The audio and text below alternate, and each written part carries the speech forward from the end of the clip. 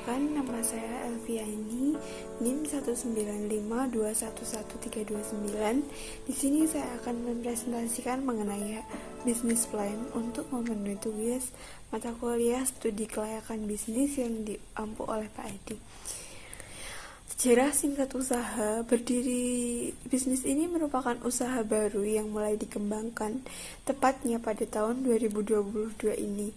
Kunci dasar utama berdirinya bisnis ini ialah kepercayaan. Yang kedua yaitu latar belakang dari pendirian bisnis ini. Usaha dalam bidang makanan ringan yang diberi nama Yummy Pastry ini, tercetusnya nama tersebut didasari akan sapaan puff pastry yang tentunya memberikan rasa lezat dan bisa dinikmati di semua kalangan. Kemudian ide usaha ini bermuncul ketika ada dalam bidang makanan ringan yang diberi dengan nama Yummy Pastry. Keadaan pesaing ditinjau dari segi aspek ekonomi dan lingkungan. Itu dari ekonomi, bisnis ini sangat mendukung, dan dari bidang lingkungan belum ada bisnis lain yang menyerupai bisnis ini, sehingga kedepannya nanti bisnis ini bisa menjadi lebih baik. Yang selanjutnya itu mengenai peluang. Stick pastry dengan beraneka ragam topping yang dikemas menjadikan salah satu peluang tersendiri untuk menyaingi penjual produk serupa. Yang selanjutnya itu ada deskripsi usaha. Yummy Pastry mengambil konsep makanan ringan yang memiliki citra rasa yang khas. Kemudian keunggulan produk yang dimiliki. Keunggulan Yummy Pastry ini disediakan adalah berbagai varian rasa yang ada seperti keju, coklat, dan matcha. Kekuatan internal pada usaha ini terletak pada kesolidan pendiri dan karyawan perusahaan, dan juga semua anggota pada usaha ini memiliki keahlian dalam bidangnya masing-masing. Kemudian kebutuhan dana ditinjau dari biaya tetap adalah bahan baku, operasi, dan kemasan. Kemudian ada manfaat usaha, bermanfaat baik untuk perusahaan maupun lingkungan sekitar. Selanjutnya, tujuan dari adanya bisnis plan ini untuk mengetahui arah jalan perusahaan. Jadi di perusahaan kami memiliki visi yang pertama menciptakan varian cemilan berkualitas, halal, dan tentunya menyehatkan, yang dengan dilaksanakannya misi yaitu meningkatkan kualitas layanan baik kepada konsumen, menjaga kebersihan lingkungan produksi, memperluas cakupan informasi, memberikan harga pas di kantong, dan mengembangkan berbagai inovasi produk. Kemudian ada analisis SWOT yang terdiri dari kekuatan atau strength, peluang atau opportunity, ada kelemahan, weakness, ada kendala dan ancaman.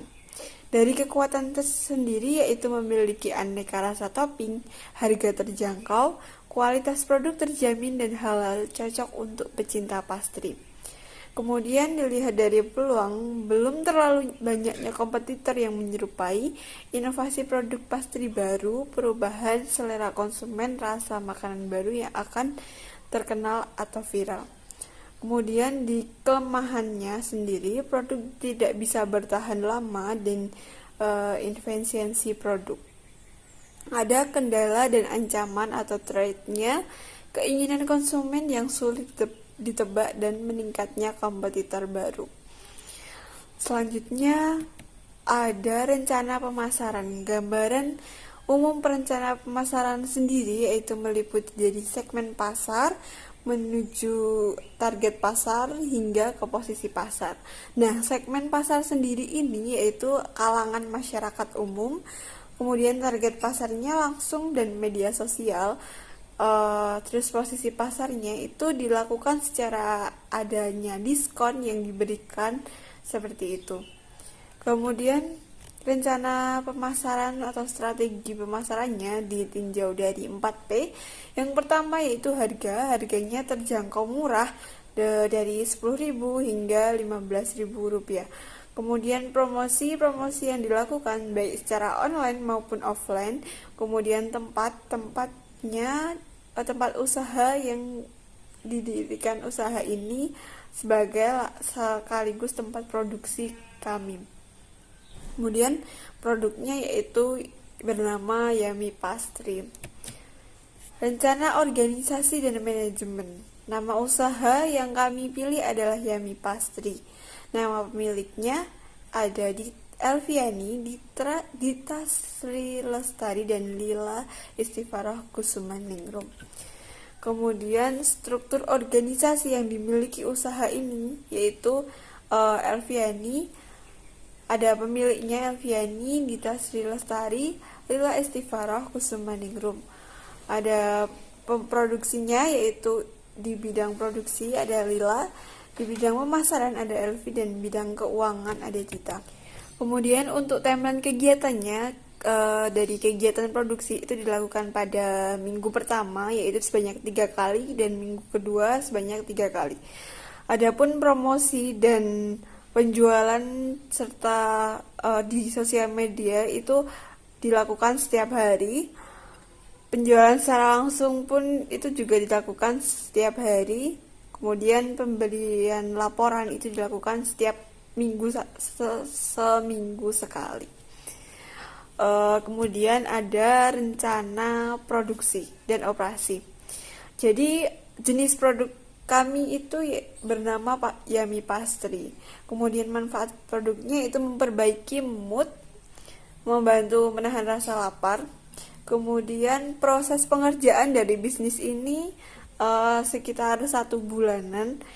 Waktunya itu kami mulai beroperasi pada jam 7 sampai jam 16.00 waktu Indonesia Barat. Usaha kami terletak di Kabupaten Karanganyar. Rencana produksi dan operasi itu ada peralatan yang dibutuhkan dalam usaha ini yaitu ada kompor gas, tabung gas, wajan, teflon, oven, nampan, mangkuk, sendok, garpu, pisau, dan kuas, dan lain sebagainya. Kemudian dari bahan utamanya yaitu ada kulit pastry siap pakai, kuning telur, keju cheddar, coklat batang, bubuk coklat, bubuk rasa mocha, gula, susu, dan tepung maizena. Kemudian dari rencana operasi dan produksi saat proses itu yang pertama kita harus menyiapkan kulit adonan pastry siap pakai, taruh pada nampan. Yang kedua, potong-potong adonan tadi menjadi panjang. Sesudah itu tentukan potongan dengan rapi. Selanjutnya siapkan wajan, teflon, dan mangkuk. Panaskan coklat batang dan bubuk coklat hingga mencair. Selanjutnya buat krim matcha dengan campuran bubuk matcha, gula, susu, dan sedikit maizena hingga sedikit mengental. Kemudian parut keju cheddar untuk topping kejunya.